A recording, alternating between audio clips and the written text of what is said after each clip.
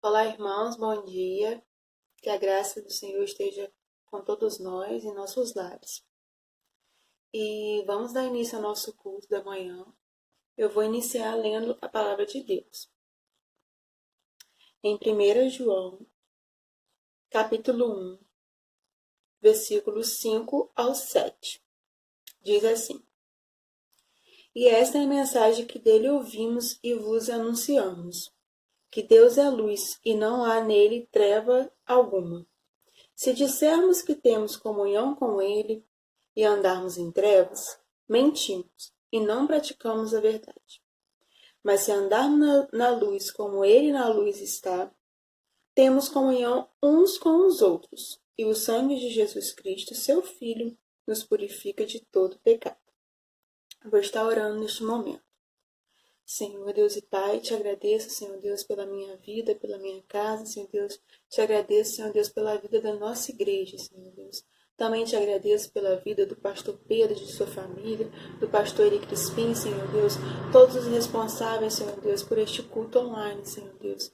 Nós te agradecemos pela vida, Senhor Deus, de toda a família, Senhor Deus, de toda a nossa igreja, Senhor Deus. Nós colocamos em tuas mãos, Senhor Deus, esses trabalhos online, Senhor Deus, que seja de engrandecimento para as nossas vidas, Senhor Deus, e que em casa também possamos estar te buscando, possamos estar te adorando, porque só o Senhor é digno de toda a honra e de toda a glória. Esteja, Senhor Deus, a direção de nossas vidas. A cada dia, Senhor Deus, possamos estar te buscando de todo o nosso coração. A oração que te faço, te agradeço, em nome de Jesus. Amém. Irmãos, nós estaremos cantando o hino 536.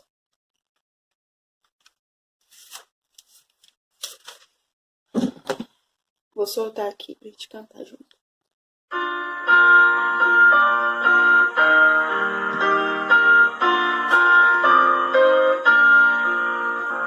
Jesus, amado, escuta a nossa petição e dá-nos teu auxílio nas horas da lição. No tempo dos estudos, ensina-nos a estar com grande diligência, cada um em seu lugar. Concede-nos cuidado e dá-nos mansidão, ouvindo nosso Mestre com dócil atenção. Amemos uns aos outros com verdadeiro amor e sempre obedeçamos ao grande Salvador. Que Deus possa estar abençoando a todos os irmãos, a toda a nossa igreja. E neste momento eu passo a palavra para o pastor Pedro. Olá, bom dia, meus irmãos. Estamos aqui mais uma vez para o estudo da Palavra de Deus com esse tema da lição 6, escrito por Austin Roberto Nascimento, com esse tema, ainda não é o fim. Eu quero, antes de tudo, deixar o meu abraço para os pais. Hoje é o Dia dos Pais e quero abraçar cada pai que tem se dedicado, tem se esforçado para ser um bom pai. E você faz parte desse grupo, meu amado irmão, porque você é homem cristão, homem de Deus. Então você é um pai exemplar. Parabéns pelos Dias dos Pais. E nós vamos iniciar então a nossa lição, irmãos, nesse momento, falando desse tema, ainda não é o fim, a lição de número 6.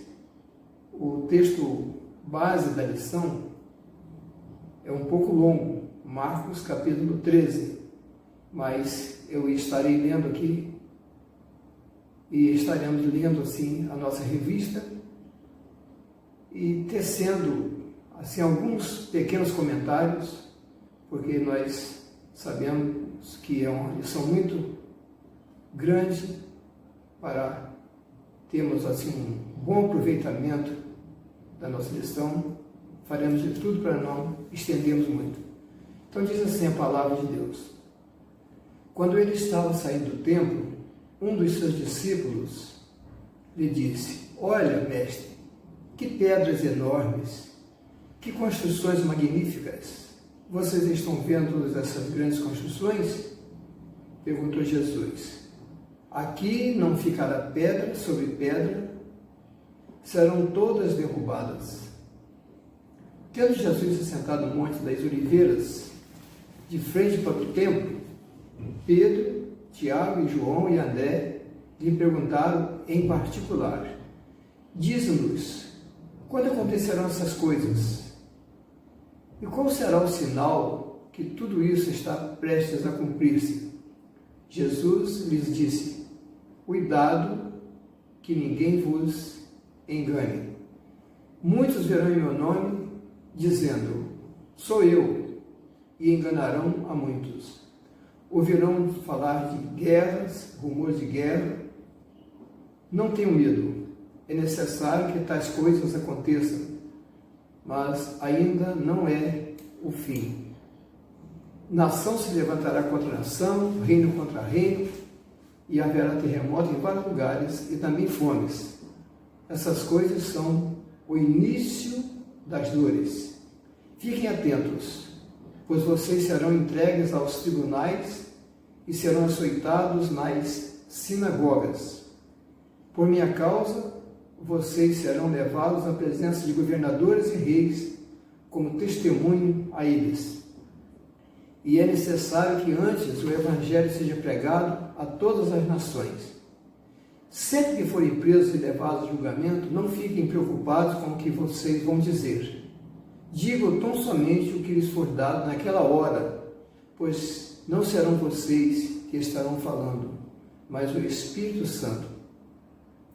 O irmão trairá o seu próprio irmão, entregando-o à morte, e o mesmo fará o pai ao seu filho. Filhos se rebelarão contra seus pais e os matarão. Todos odiarão vocês por minha causa, mas aquele que perseverar até o fim será salvo. Quando vocês virem um sacrilégio terrível no lugar onde não deve estar, quem lhe entenda, então os que estiverem na Judéia fujam para os montes. Quem estiver no telhado da sua casa não desça, nem entre em casa para tirar dela coisa alguma. Quem estiver no campo não volte para pegar seu manto. Como serão terríveis aqueles dias para as grávidas e para as que estiverem amamentando. Orem para que essas coisas não aconteçam no inverno, porque aqueles dias serão de tribulação como nunca houve desde que Deus criou o mundo até agora, nem jamais haverá. Se o Senhor não tivesse abreviado tais dias, ninguém sobreviveria. Mas por causa dos eleitos, por eles escolhidos, ele os abreviou. Se então alguém lhes disser: vejam, aqui está o Cristo, ou vejam, ali está ele, não acreditem, pois aparecerão falsos cristos e falsos profetas e realizarão sinais e maravilhas para, se possível, enganar os eleitos. Por isso, fiquem atentos. Avisei-os de tudo antecipadamente. Mas, naqueles dias, após aquela tribulação, o sol escurecerá e a lua não dará a sua luz. As estrelas cairão do céu e os poderes celestes serão abalados. Então se verá o Filho do Homem vindo nas nuvens, com grande poder e glória. E ele enviará os seus anjos, reunirá os seus eleitos dos quatro ventos, dos confins da terra, até os confins dos céus. Aprendam a lição da figueira. Quando seus ramos se renovam e suas folhas começam a brotar, vocês sabem que o verão está próximo. Assim também, quando virem essas coisas acontecendo, saibam que ele está próximo às portas. Eu lhes asseguro que não passará esta geração até que todas essas coisas aconteçam. Os céus e a terra passarão, mas as minhas palavras jamais passarão. Quanto ao dia e a hora, ninguém sabe, nem os anjos do céu, nem o Filho, senão somente o Pai. Fiquem atentos, vigiem, vocês não sabem quando virá esse tempo. É como um homem que sai de viagem, ele deixa sua casa, encarrega de tarefa cada um dos seus servos e ordena ao porteiro que vigie. Portanto, vigiem, porque vocês não sabem quando o dono da casa voltará, se à tarde, se à meia-noite, ao cantar do galo ou ao amanhecer. Que Deus assim nos abençoe essa palavra lida e nos faça capaz de entender à luz do seu Espírito Santo. O assunto do capítulo 13 do Evangelho de Marcos, a iminente queda do templo, a volta de Jesus e o fim do mundo, tem o seu equivalente em Mateus 24 e 25 e em Lucas 21. Esses escritores sagrados deixaram registrados nas páginas do Novo Testamento esse fato ocorrido com Jesus no templo e registraram, e eles conferem, são os evangelhos sinóticos. Então Jesus, ao sair do templo, ouviu um de seus discípulos exaltar a arquitetura daquela grande construção. Esse templo não foi o primeiro que o rei Salomão construiu, século X a.C., e que mais tarde foi destruído pelo Império Babilônico, século VI a.C.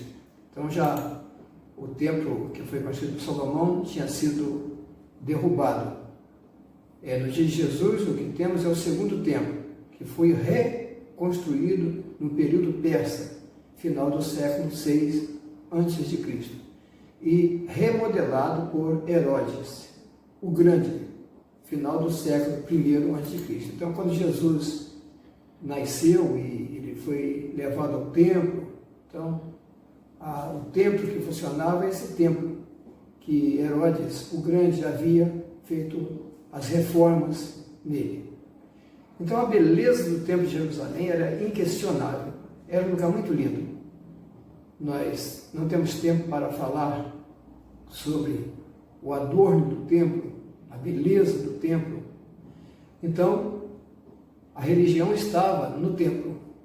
Os judeus estavam com as suas mentes voltadas para aquele lugar sagrado de culto, onde podiam, no entendimento deles, marcar um encontro com Deus e realizar cultos ali, levar a oferta para a expiação dos pecados e assim fazer o seu culto e a sua adoração a Deus.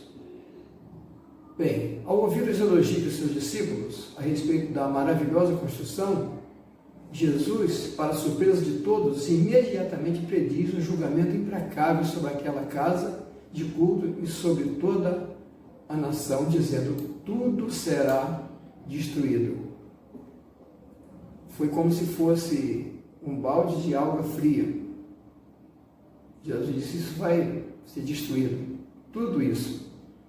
E ele disse que a destruição seria uma destruição completa. Quando ele diz: não ficará uma pedra em cima de outra. No capítulo 13, lemos, versículo 2, ele diz que não ficará uma pedra em cima de outra pedra. As pedras do templo eram pedras grandes, eram lavradas, eram cubos de pedras muito bem feitos e muito bem encaixados. Então Jesus disse: não vai ficar uma pedra sobre outra pedra, vai cair tudo, o templo será derrubado. Ao profetizar dessa maneira, Jesus se alinha aos profetas do Antigo Testamento, que também vaticinaram, quer dizer, eles previam o futuro quando profetizavam em seus dias contra a nação de Israel e o templo.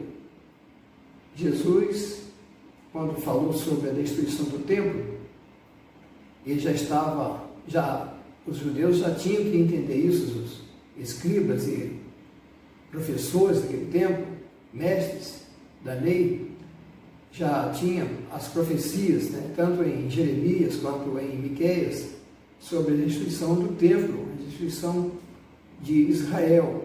Miqueias 3:12 diz: por isso, por causa de vocês, Sião será arada como um campo, e Jerusalém se tornará um monte de entulho, e a colina do templo um matagal. Esse templo será destruído. Então já tinha essas profecias. E Jeremias 26:18 diz: porque assim diz o Senhor, desta vez lançarei fora os que vivem nesta terra, trarei aflição sobre eles, e serão capturados. Jeremias 26, versículo 18. E também Jeremias 9:11 diz: farei de Jerusalém um amontoado de ruínas, uma habitação de chacais. Devastarei a cidade de Judá até não restar nenhum morador. Era uma profecia que não era bem aceita, era uma palavra um pouco indigesta para aquele povo, mas é por causa de vocês, povo, que eu farei isso. Deus falou através da boca dos profetas, dizendo: eu vou fazer isso, vou destruir esse lugar, vou tirar vocês de lá. Vocês serão arrancados desse lugar, mas é por causa de vocês. Nenhum lugar de culto, nenhum ritual religioso, nenhum calendário eclesiástico poderá substituir o nosso relacionamento pessoal com Deus, marcado com o coração quebrantado e contrito. Um culto em espírito e em verdade. Deus é a única fonte de nossa segurança e paz. Aqui está, irmãos, a realidade da adoração, a realidade de um lugar que às vezes a gente consagra para adorar a Deus, e nós temos que consagrar as nossas vidas, porque nós que somos o povo de Deus, o Espírito Santo de Deus habita em nós, onde quer que possamos estar, onde quer que possamos ir. O templo, o culto que ali acontecia, a nação, tudo isso havia se transformado em um ídolo. Estavam idolatrando aquele lugar. Uma veneração, uma idolatria. Era tudo isso que estava acontecendo. Então, o comentarista aqui do estudo diz: precisamos tomar cuidado para que o mesmo não aconteça conosco. Os meios não podem se transformar ao fim. O fim é Deus, o alvo é Ele. Precisamos tomar cuidado também, para não cairmos em erros de querer adorar paredes, tijolo, casas, porque Deus, o fim é Deus, o alvo é Ele. O alvo é Deus. E os discípulos ficaram tão impressionados com as palavras proféticas de Jesus que lhe fizeram várias perguntas. Jesus falou aquilo para os que estavam no templo e agora os discípulos chamam Jesus em particular e fazem essas três perguntas. Quando comparamos o texto de Marcos 13, 3 e 4 com Mateus 24, 3, então nós descobrimos as três perguntas. Quando será a destruição do templo? Foi a primeira preocupação dos discípulos de Jesus. O foco estava mesmo no templo. A cabeça daquele povo, a atenção estava voltada para o templo. Quando será a destruição do templo, Jesus? Aí depois, quando será a sua vinda com poder e glória? Quando que o Senhor vai chegar e reinar com poder e glória mesmo? É o que eles aguardavam. Um rei poderoso que assumisse o trono e pudesse reinar. O templo será destruído e o Senhor vai vir quando vai ser? E, por fim, perguntaram, na terceira pergunta, quando será o fim do mundo? Então, as respostas de Jesus a essas perguntas requerem cuidado especial, pois elas se encontram entrelaçadas, tecidas juntas. Os eventos mencionados nesse texto parecem um só, perto um do outro, mas não como montanha em perspectiva no horizonte distante. A sensação é que elas estão próximas, quando, na verdade, estão distante. Então a pergunta é: quando o templo será derrubado? Quando o Senhor vai voltar com poder e glória? E quando será o fim do mundo? Então vemos que esses 3 acontecimentos não se dariam no mesmo dia, não se daria na mesma hora. Nós temos aqui, na palavra de Jesus, que Jesus está chegando ao final do seu ministério aqui na Terra. Estamos em seus últimos dias. Há uma tensão espiritual e política, né? Os líderes judeus estão ao encalço de Jesus. Os líderes judeus querem matar Jesus, querem prender e matar Jesus. Do outro lado, o Império Romano domina com mão de ferro a Palestina. Qualquer tentativa por parte dos judeus contra Roma teria uma resposta implacável.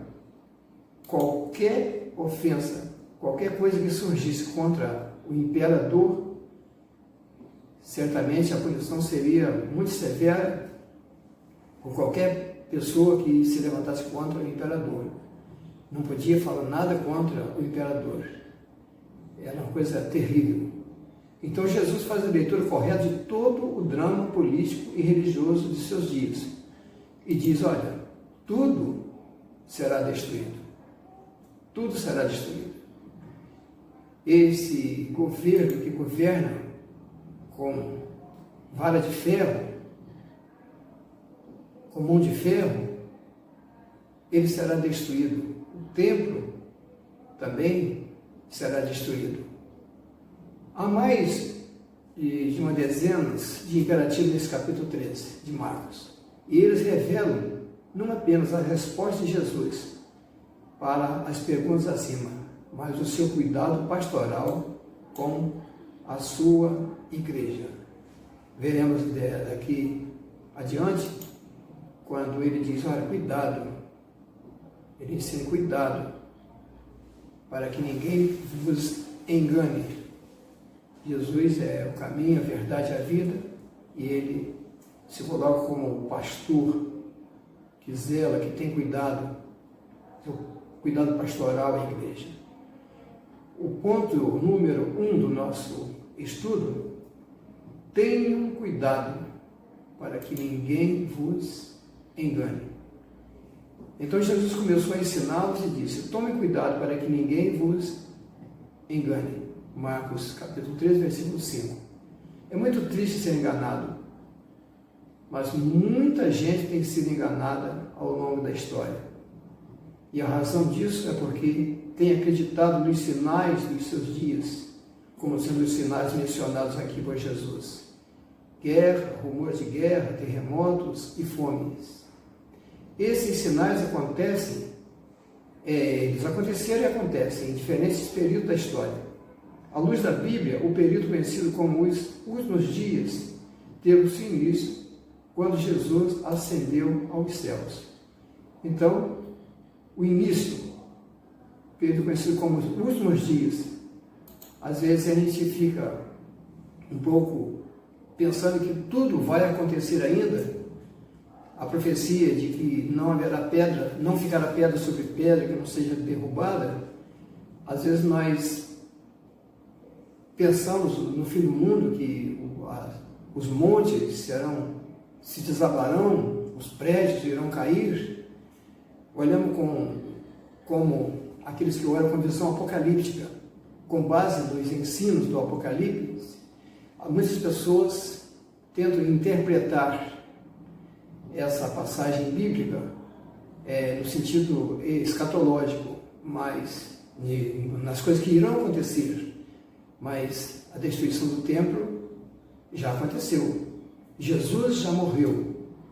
Ele já veio, a sua primeira vinda.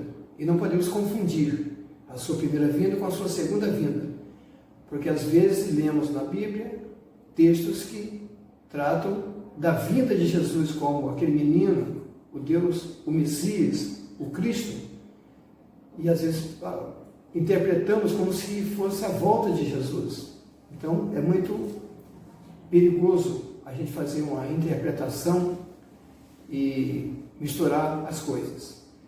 Precisamos, irmãos, nesse cenário de tantos questionamentos e de tantas mensagens e tantas pessoas que se levantam profetizando, falando sobre o fim, marcando datas sobre a chegada do fim, precisamos tomar muito cuidado para não sermos enganados. É por isso que precisamos conhecer bem a palavra de Deus. Conhecer bem a palavra de Deus. Então, a palavra de Deus, ela precisa ser estudada, precisa conhecer bastante a palavra de Deus, para a gente não ser enganados. Porque se nós não tivermos o conhecimento da palavra de Deus, nós vamos acreditar nas mentiras que tantas seitas, tantas heresias têm se desabado aí. Uma avalanche de heresias tem tentado derrubar a igreja com as suas mentiras, com as suas teses, e assim alguém no intuito de conseguir algo para o seu bem próprio, não olha com cuidado a palavra de Deus e cria doutrinas fazendo previsões enganosas, mas nós, que somos servos de Deus, devemos então conhecer a palavra de Deus, debruçar na palavra de Deus para não sermos enganados. Não se precipite em dizer que Jesus vai voltar amanhã, só porque houve um tremor de terra ou rumor de guerra. Alguém está profetizando qualquer coisa, as pessoas dizem, vai voltar, está voltando. É claro que esses sinais estão sinalando a volta de Jesus. Estão acontecendo e nós devemos saber que Jesus está voltando. Mas não vai acontecer tudo na mesma hora. Muitas coisas já aconteceram e nós às vezes nem falamos sobre os acontecimentos já de profecias que já se cumpriram. O tópico 2 desse estudo, ainda não é o fim, diz o seguinte: tenham cuidado na hora do sofrimento. Sabemos que tem que ter muito cuidado na hora do sofrimento. Nós estamos num sofrimento tremendo agora, irmãos. Esse sofrimento está afetando todas as áreas. A economia, que sofre com isso, com essa pandemia, o desemprego. Então, nós sabemos que tudo isso contribui para um fracasso financeiro.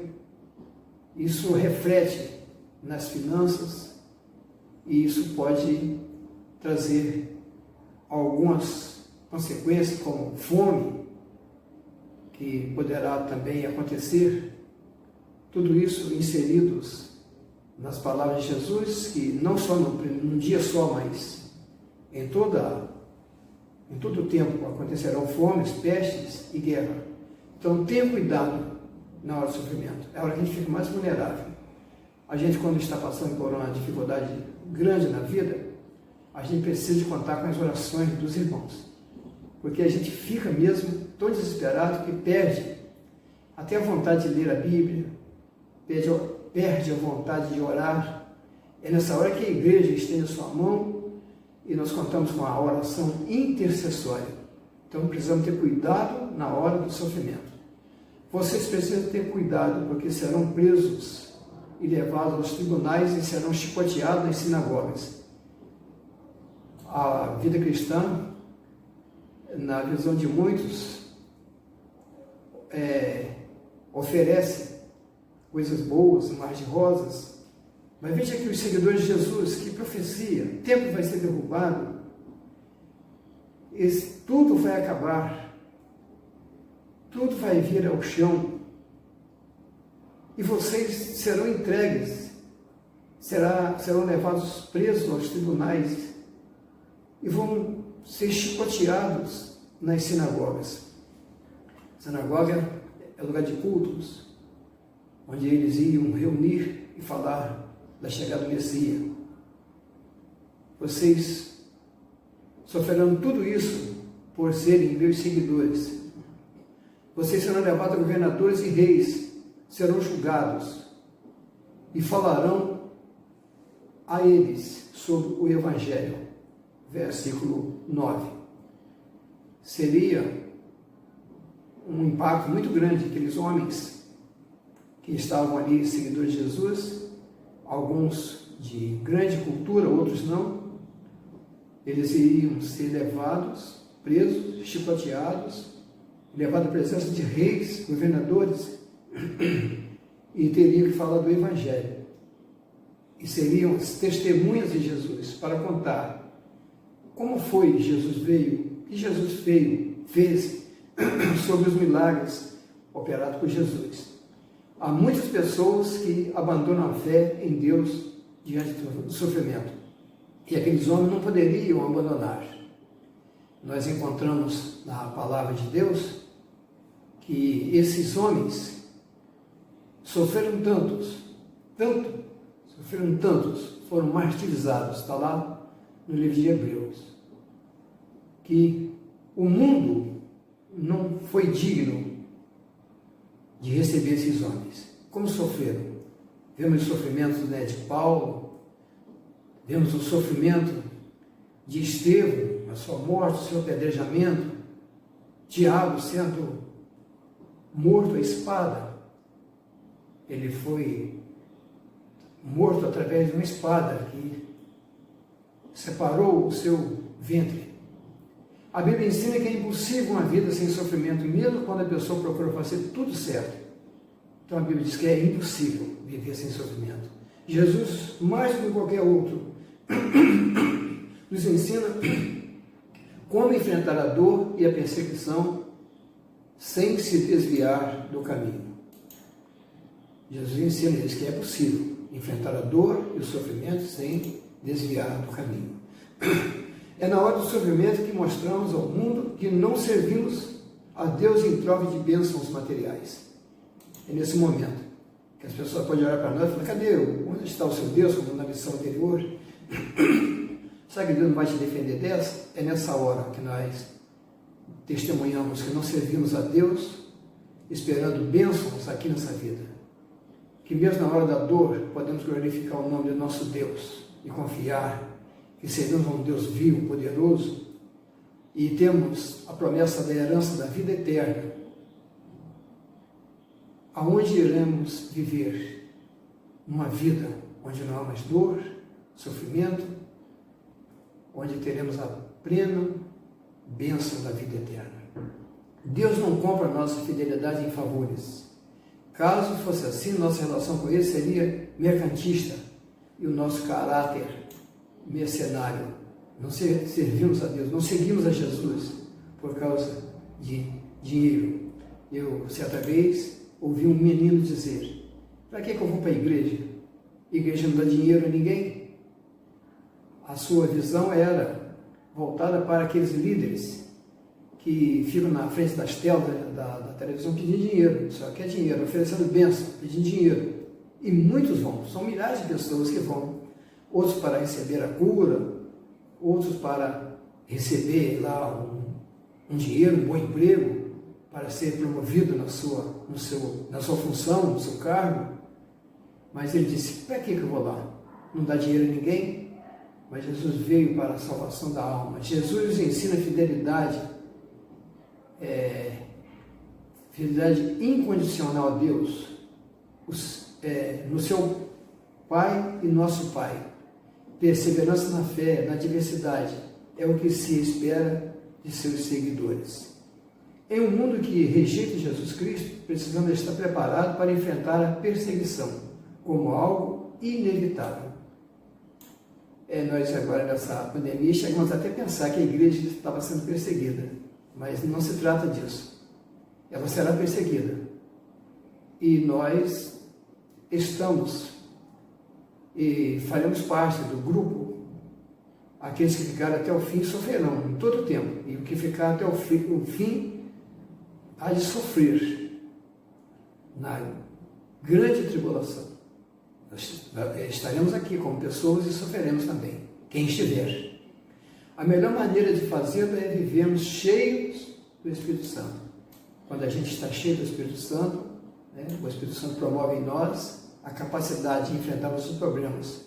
Mesmo nas dores, nos sofrimentos, podemos, cheio do Espírito Santo, respirar o alívio de uma vida de paz, Porque o Espírito Santo é paz, é gozo, é alegria.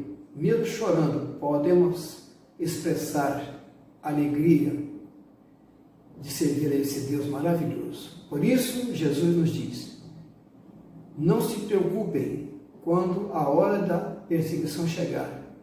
Digam o que Deus lhes der para dizer. As palavras que disserem não serão de vocês mesmos, mas virão do Espírito Santo. Versículo 11. Ele os capacita quanto ao que falar e quanto ao que dizer. Então, a gente vai ter o que falar.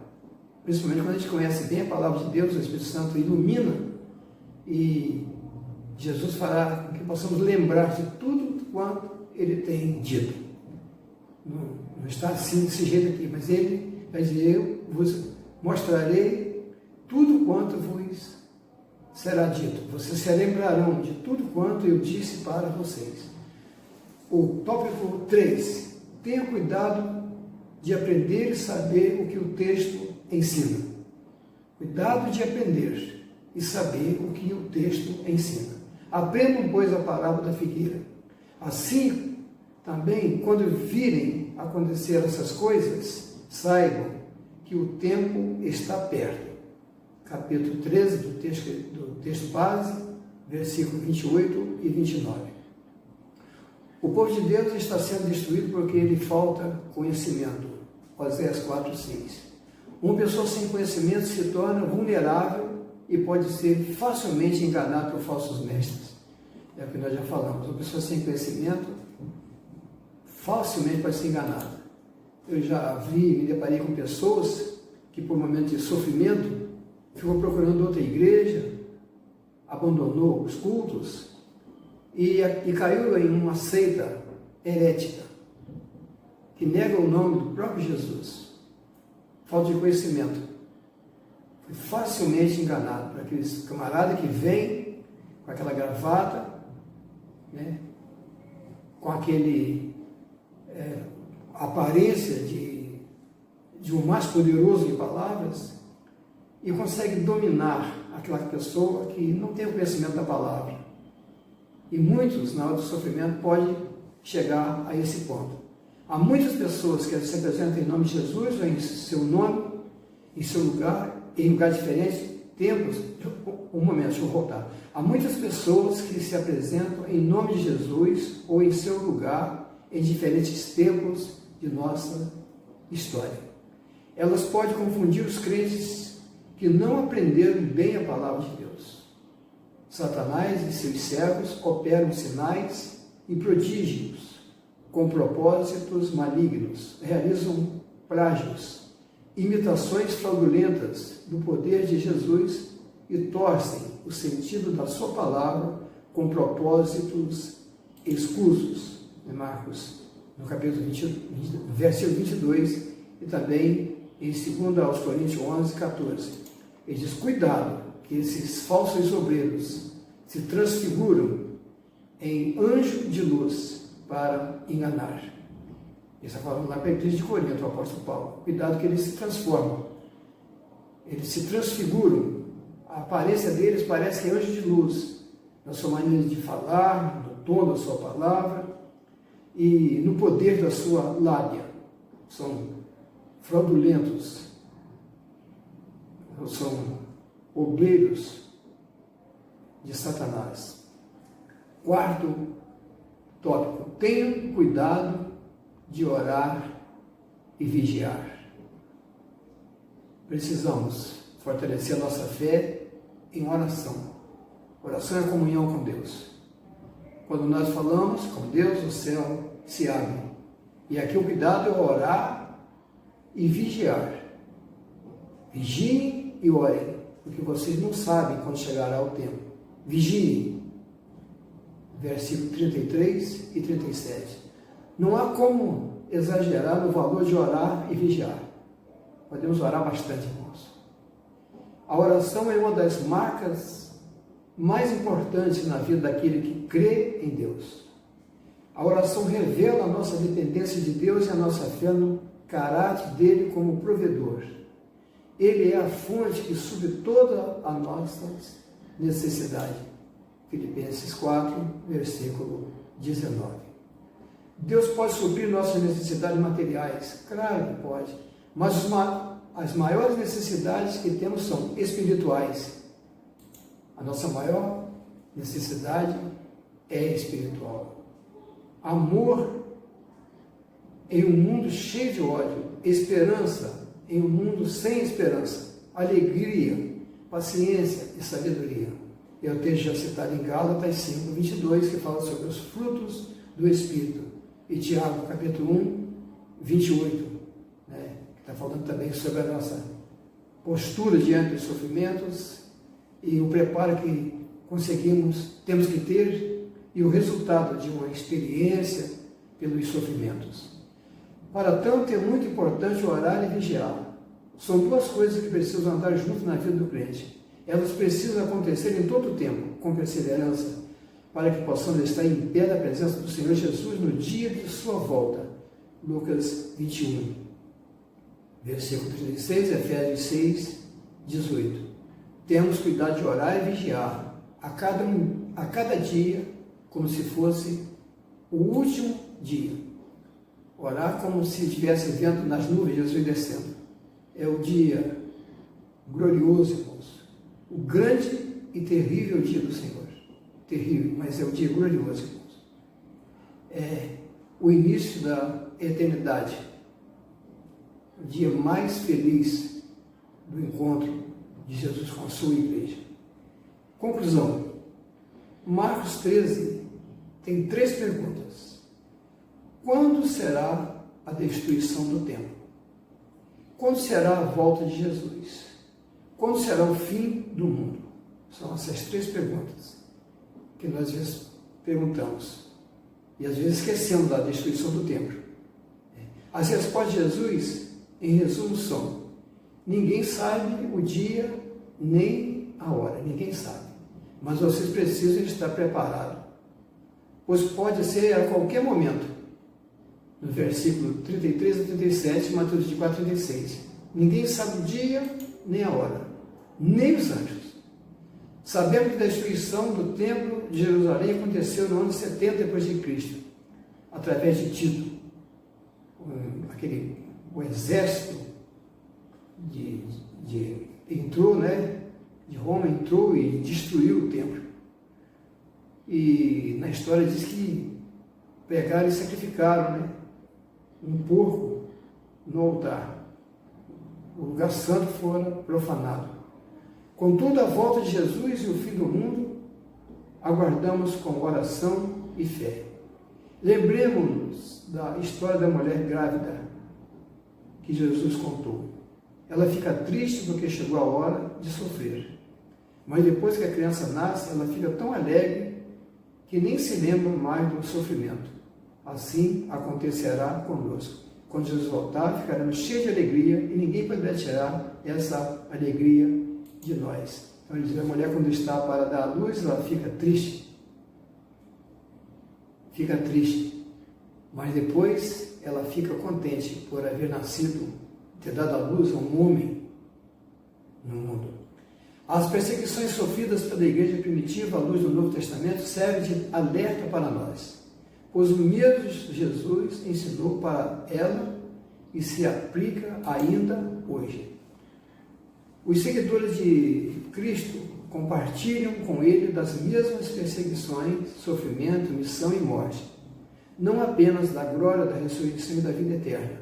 Marcos 8, 34 a 35, Marcos 9, 30 a 32, Marcos 10, 29 a 34, Marcos 10, 42 a 45. Então, os seguidores de Cristo compartilham com ele das mesmas perseguições. O pastor saudoso, pastor Russell Shedd, dando um estudo para nós, lá em Rio Bonito, uma semana de estudo, e ele falou sobre o bom cheiro de Cristo. Ele disse, nós que temos o bom cheiro de Cristo, em nós é cheiro de vida, nos que se perdem é cheiro de morte para morte. E ele explicou o significado do cheiro de Cristo. Ele disse que nos dias dos apóstolos, da perseguição à igreja, nos dias de Paulo, o cheiro de Cristo era cheiro de churrasco, de carne queimada, era cheiro de sangue, de um dia para o outro, comparando o sangue de Jesus vertido na cruz, do espancamento até a cruz. Aquele sangue já estava cheirando mal, e ele chama de um bom cheiro de Cristo, dizendo sobre o sofrimento que nós temos que enfrentar e até morrer em amor a Jesus. Então ele fala, o Shelley, pastor Shelley, o Russell Shelley fala do cheiro de Cristo, para nós é cheiro de vida, mas para eles é cheiro de churrasco, é cheiro de sangue podre. As pessoas olham muitas das vezes para os nossos sofrimentos e apontam para nós como um povo derrotado, como um povo que não conhece o que é bom, povo que nega-se a si mesmo, que assume um compromisso com Jesus de ter que negar o eu mesmo, tomando a cruz de Cristo. Tomar a cruz de Cristo significa ser crucificado. Ser crucificado significa sofrer. Sofrer o golpe dos cravos, sofrer o golpe dos chicotes, sofrer a sede, o escárnio, a zombaria, a perseguição. É isso. Pertencemos a esse povo, mas habitaremos com ele em um novo céu, em uma nova terra. Apocalipse 21, versículo 1. Vamos, pois, continuar servindo com fé e amor. Estejamos prontos, ele é a nossa alegria e esperança. Vigiemos e oremos. Tem um hino, eu creio que é da harpa cristã, que diz que, o hino diz o seguinte, sua letra: o dia eu não sei do regresso do esposo, mas ele virá. E para mim esse dia será um dia faustoso. Vigiemos e oremos. Vigie e ore. Para pensar e agir. 1. O que fazer para que o templo, a liturgia dos cultos e o calendário religioso de nossa igreja não tomem o lugar de nosso relacionamento pessoal com Deus? O que fazer, irmãos, para a gente ter o cuidado e o equilíbrio de não fazer uma inversão de valores? A gente às vezes olha para as coisas e valoriza mais as coisas do que a própria pessoa. Certa vez o pastor disse na igreja dele que sofreu um problema lá na igreja dele, talvez tivesse até que deixar a igreja, porque repreendeu uma criança que estava com o microfone na mão. E o seu argumento foi de que aquele microfone foi consagrado ao Senhor. Aquele microfone é algo santo, né? Isso na visão. E aquele pastor foi, então, aconselhado a dar espaço àquela criança, não desanimar aquela criança, porque aquela criança, tendo a oportunidade de pegar naquele microfone, poderá ser um grande solista, um grande pregador, já vai perdendo, né, a timidez de ficar diante das pessoas. Ele não faça isso, não faça isso. Portanto, irmãos, eu fico feliz em saber que uma criança até tenha, não de invenção, até desgastado algum objeto, quebrado a tecla de um teclado, arrebentado a corda de um violão, de uma guitarra, mas ele é uma pessoa, ele é uma criança, uma pessoa que precisa servir a Deus. A gente vai comprar outro. Graças a Deus a igreja é generosa, os irmãos são muito zelosos no dízimos, nas contribuições, e a igreja é uma igreja poderosa, a igreja pode muito bem comprar, e não podemos então inverter os valores. Pessoas são pessoas, são importantes para Deus, coisas são coisas. O item 2, Número 2, por que algumas pessoas são seduzidas por falsas doutrinas ou falsos líderes? Por quê, irmãos? Quantos crentes deixam a igreja e falam, hoje eu estou na seita tal? Terceiro, como fazer para ter profundidade na Bíblia, na oração e na vigilância? Você vai responder essa pergunta. Quarto e último, precisamos mostrar ao mundo que não servimos a Deus em troca de bênçãos materiais. Como isso é possível em tempo de sofrimento? Irmãos, como isso é possível em tempo de sofrimento? A nossa esperança maior é Jesus. Ao nome de Jesus se dobrará todo o joelho dos que estão nos céus e na terra, e em todos os lugares. Vamos orar ao nosso Deus, encerrando assim a nossa escola bíblica dominical. Senhor, nosso Deus e nosso Pai, muito obrigado por mais uma vez estarmos na Tua presença, ministrando a Tua palavra, Senhor nosso Deus, podendo ter nesta hora, Senhor nosso Deus, a bênção de ler e passar, Senhor nosso Deus, essa leitura através desse canal de comunicação. Nós pedimos que o Senhor abençoe a vida de cada um nesta hora, Senhor, nesse dia. Abençoa cada pai, ó Deus, nesta hora, sendo hoje o dia dos pais. Dê-nos a tua bênção a cada família, Senhor nosso Deus, e dá-nos sempre a visão dos céus, para servirmos ao Senhor em espírito e em verdade. Sofrer, Senhor nosso Deus, as angústias, Senhor nosso Deus, desse tempo presente, mas com a alegria do teu Espírito Santo, Senhor. Dá-nos, nosso Deus, a condição de suportar, de vivermos, Senhor nosso Deus, como igreja do Senhor Jesus, sabendo que o Senhor está presente e nunca nos abandonou e nunca nos abandonará. Nós suplicamos tudo isso no precioso nome de Jesus, que vive e reina para sempre. Amém, Senhor.